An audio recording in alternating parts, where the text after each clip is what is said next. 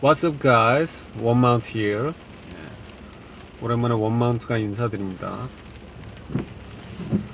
오늘은 뭐 시간도 좀 어중간하고 그래서 차로 이동을 하면서 그냥 홀덤에 대한 뭐 이 얘기 저 얘기 한번 주저리 한번 얘기를 한번 해보도록 하겠습니다.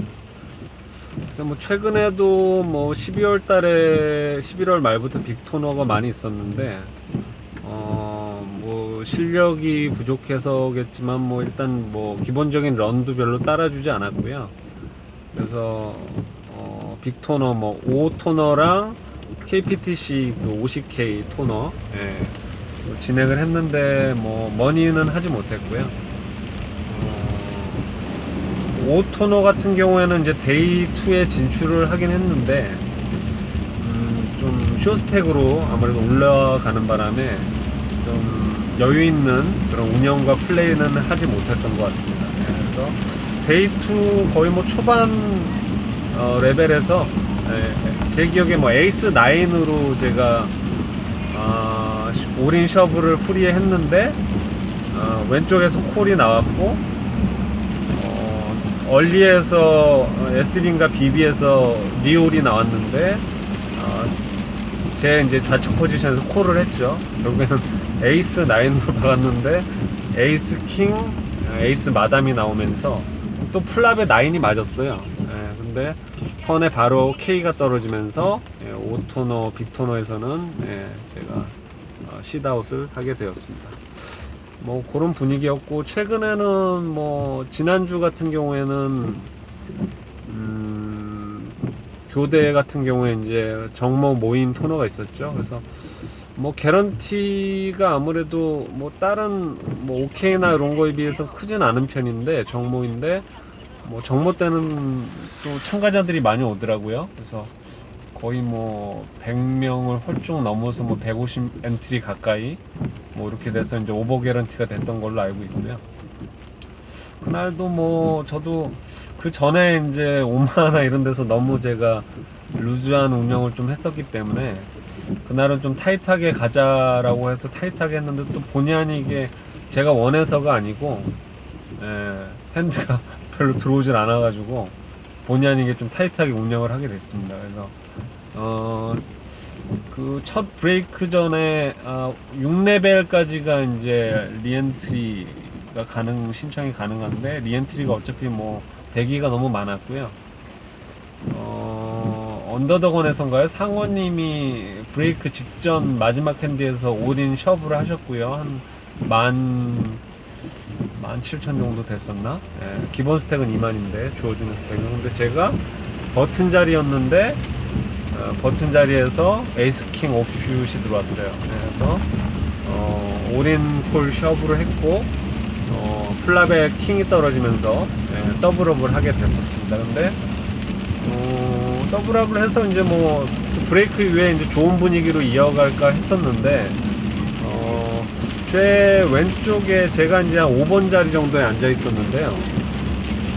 한 7번 자리 정도 새로 앉으신 분이 조금 루즈 어그레시브한 운영을 좀 하셨었거든요.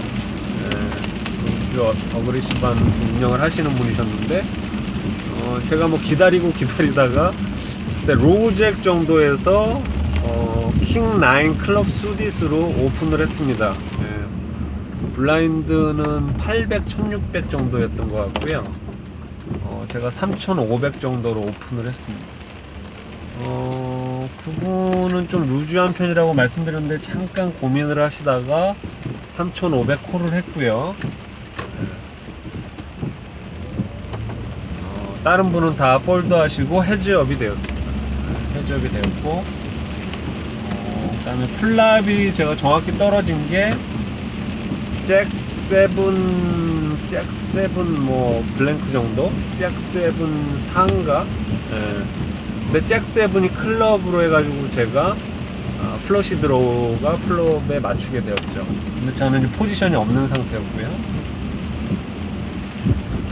자, 그래서 잭7 뭐 4 정도 이런 이제 플랍이 깔렸는데 저는 여기서 컴뱃을 하기로 결정을 하고 4천 정도 배스를 하였습니다. 4천 배스를 했고요. 상대방은 또 역시 약간 고민을 하더니 의외로 이제 거기서 이제 리레이즈 빠꾸가 나왔죠. 리레이즈가 나와서 11,000으로인가? 플랍에서 리레이즈가 나왔습니다. 뭐 저는 상대 성향상 뭐 물론 약간 어그레시브하고 루즈한 성향이긴 했지만 충분히 플랍에 리레이즈를 할 만한 그런 핸드, 그런 핸드가 맞았다고 생각을 했고, 뭐 여러 가지 콤보가 가능했겠죠. 좋은 핸드였다면 뭐 잭파켓으로 잭셋이 맞았을 수도 있겠고요. 뭐 74 같은 75였구나.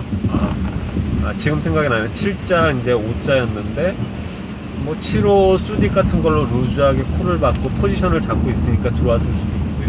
뭐 넓게 레인지를 잡을 수 있는 사람이었는데, 근데 저는 일단 세컨낫 플러시 드로우가 걸려 있었고 원어버 카드가 되어 있었기 때문에 콜을 받기로 결정하고 11,000 콜을 받습니다. 저는 그때 스타트 스택이 한 3만에서 35,000? 34,000? 뭐 그 정도 됐었던 것 같고요. 그렇게 해서 저는 콜을 받았는데 저한테 좀 유리한 카드가 떨어졌으면 좋았을 것 같은데요. 뭐 여러가지 이제 뭐 텐클럽, 뭐 마담 뭐 이런 것들이 걸렸으면 이제 아우치가 늘어나면서 저한테 도움되는 카드들이 떨어졌으면 좋았을 텐데 5 하트인가? 하여튼 빨간 카드가 하나 떨어졌으면서 이제 보드가 쫑이 났죠. 저는 OOP에서 체크를 했고요. 상대방은 묵직하게 15,000 정도인가? 하여튼 그 정도 사이즈로 뱃이 나왔습니다. 상대는 스택이 저보다는 많은 상태였고요. 저는 고민을 하다가 뭐 상대방이 뭐 에이스 5 콤보나 이런 거 5가 있었다면 킹 5 뭐 이런 것들로 5가 있었다면 수디 콤보로 뭐 있었다면 저는 뭐 좀 압도적으로 지고 있는 상황이 됐을 거고, 제가 이길 수 있는 상황은 플러시 드로우밖에 없었겠죠. 근데 더 좀 부정적인 생각이 들었던 거는 에이스 클럽의 플러시 드로우가 도미네이트 된 핸들을 제가 충분히 잡고 있을 수 있다는 점이었죠. 단순히 상대가 이제 5트립스나 이런 쪽으로 맞았다면 뭐 제가 또 이길 수 있는 여지가 있었는데, 만약에 물론 이제 상대가 뭐 플랍에 셋이나 2P를 맞고 있다가 뭐 타이틀을 만들었을 가능성도 충분히 있었고요. 왜냐면 그분이 루즈하긴 했지만 그날 상당히 런이 그쯤 해가지고 런이 되게 붙고 있던 상황이었거든요. 거의 제가 알기로는 3,000 몇백 칩에서 5만 넘게 칩을 불리셨으니까 뭐 그런 상태였기 때문에 일단은 무시할 수는 없는 상태였고요. 그래서 저는 온리 원오버 프러시 드로우로는 상당 부분 지고 있고 도미네이트 됐을 수도 있겠다는 생각이 들어서 폴드하는 쪽으로 결정을 해서 폴드를 하게 되었습니다. 그래서 칩이 한 10,000 몇천 정도로 쪼그라들어 버렸고요. 그리고 이제 타이트하게 또 가다가 후반부에 이제 제 좌측 한 몇 번 자리였죠? 8번 자리 정도 이제 예쁘기님이 오셨는데, 제가 뭐 기다리다가 이제 또 버튼이 아니고 한 컷오프 정도에서 S 마담이 들어와서 옵슛이 들어와서 이제 올인을 했는데 예쁘기님이 콜을 받으셨죠. 에이스 잭 스페이드 수디시였고요. 플랍이 킹 10 다이아가 깔리면서 둘이 다 거시아시 걸려서 이제 서로 애매한 상황이지만 제가 압도적으로 유리한 상황이었죠. 한 85% 정도의 에퀴티를 갖고 있는 그런 상황이었는데 턴에 바로 마담이 떨어져서 제가 맞으면 안 되는데 마담이 맞아버리면서 예쁘기님이 넛 마운틴이 되면서 또 썩아웃을 하게 됐습니다. 제가 뭐 요새 분위기가 좀 이렇습니다. 그런 분위기이고 그래서 뭐 아쉽게 정모 토너로 그렇게 마무리를 하게 되었습니다. 그리고 뭐 시간이 조금 남아서 뭐 이 얘기 저 얘기를 하는데, 제가 최근에 뭐 지난주에 이제 문득 들었던 생각은 뭐냐면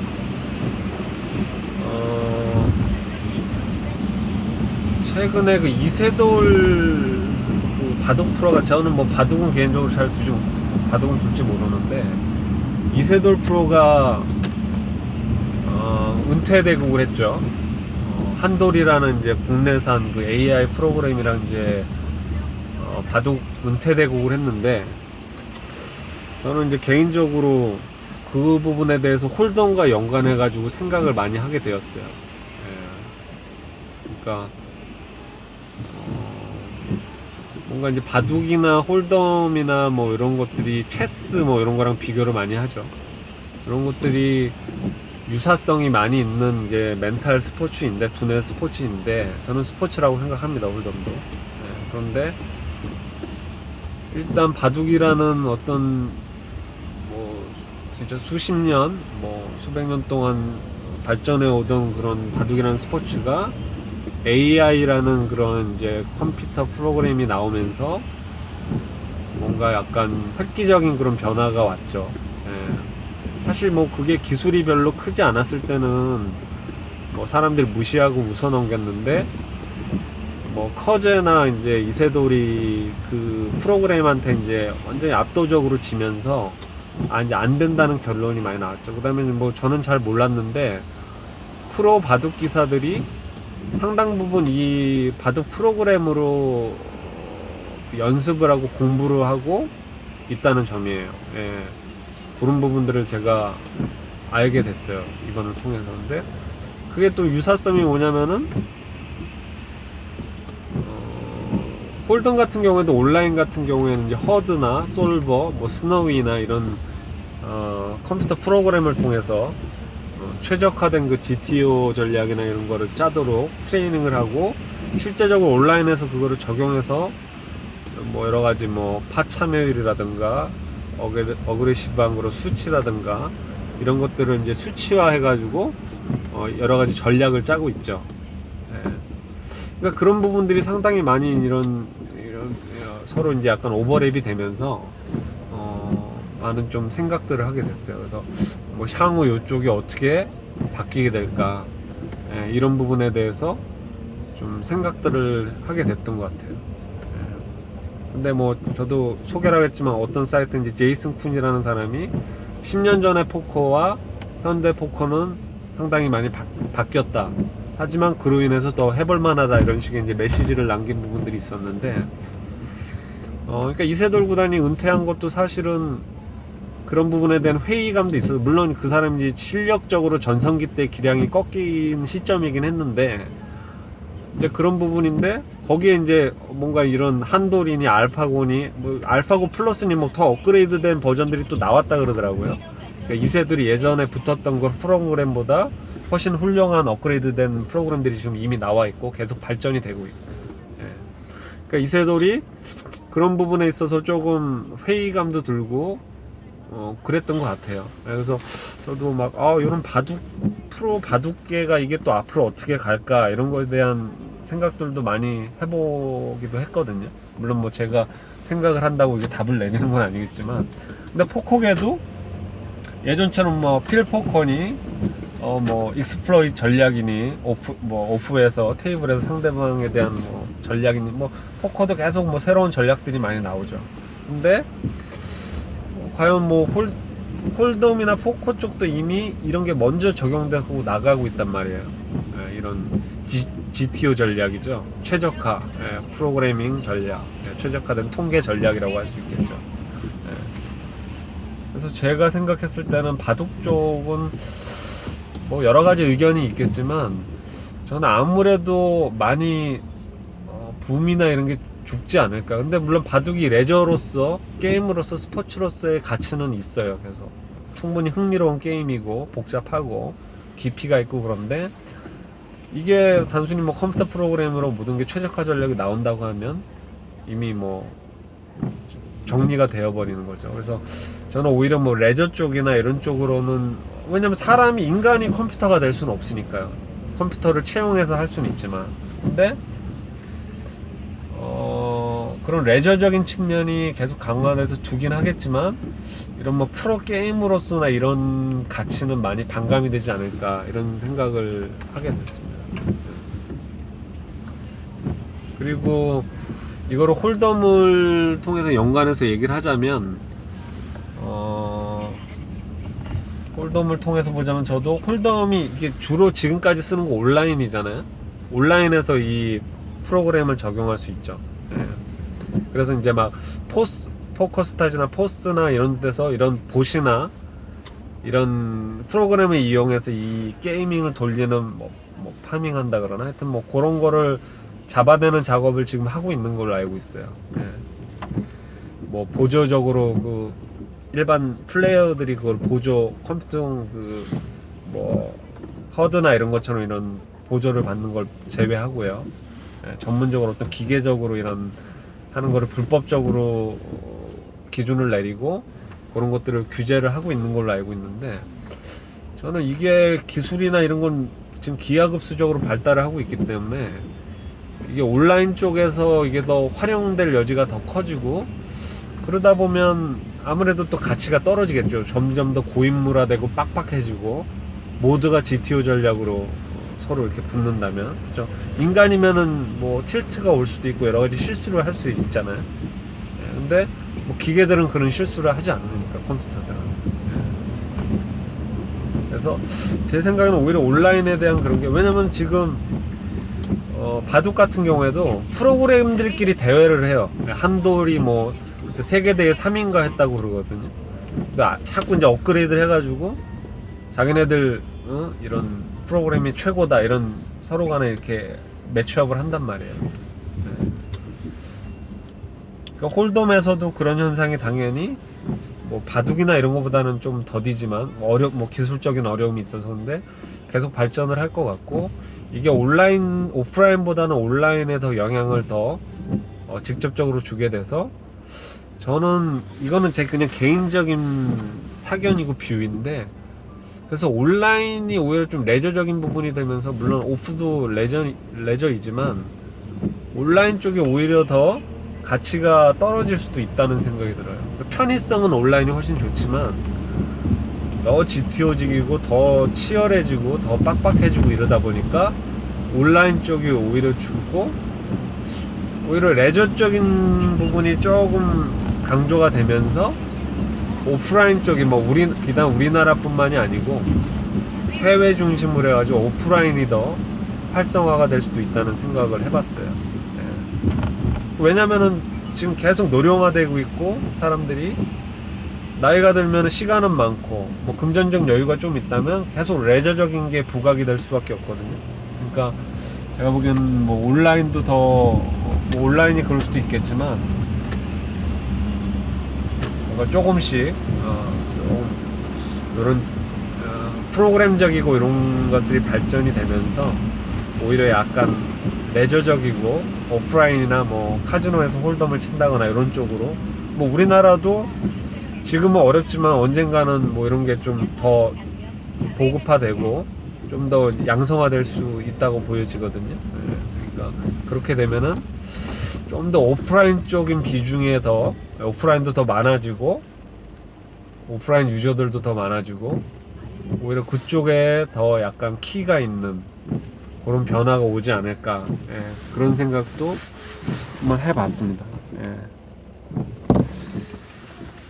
뭐 그냥 운전하면서 이 생각 저 생각 한번 해보면서 말씀을 한번 드려보는 거고요. 물론 뭐 제가 뭐 이쪽에서 뭐 대단한 사람도 아니고, 예, 뭐 정답을 내는 사람도 아니지만, 뭐 이런 프로그래밍이나 이제 그쪽으로 이제 많이 나오면서 그런 변화들이 많이 생길 것 같아요. 네. 많이 생길 것 같이 생각이 됩니다. 지금 비가 지금 추적추적 오는데 지금 뭐 어떻게 가는 길이 있어서 목동 쪽을 좀 지나가고 있어요. 네. 주상복합이 보이네요. 오늘 뭐 날도 추적추적 칙칙하고 좀 비도 많이 오고 그렇습니다. 네. 하여튼 뭐 2020년 새해가 밝았고요. 네. 다들 뭐 늦긴 했지만 새해 복 많이 받으시고, 또 뭐 계속 뭐 토너먼트 위주로 뭐 가끔 뭐 캐시도 왕왕 치고는 있는데, 나는 뭐 토너먼트가 요새 재밌기 때문에 토너먼트 위주로 게임을 하고 있습니다. 좀 빅토너 위주로 해서 최근에 좀 앞으로 좀 좋은 좀 기회를 내서 조만간 뭐 상반기 중에는 뭐 APN이나 APT 쪽으로 해가지고 한번 참가를 한번 잡아볼 예정이고요. 근데 또 보게 되면은 또 인사를 드리겠습니다. 오늘 또 찍게 된 게 뭐 지난 정모 때 브레인님을 봤는데 아 뭐 영상 뭐 안 올리냐고 그러시더라고요. 예, 그래서 오늘 뭐 이렇게 이동을 하면서 이렇게 한번 찍어봤습니다. 자, 원마운트였고요. 다음에 또 홀덤 관련된 또 얘기를 나누면서 또 한번 동영상 올려보도록 하겠습니다. 네, 감사합니다.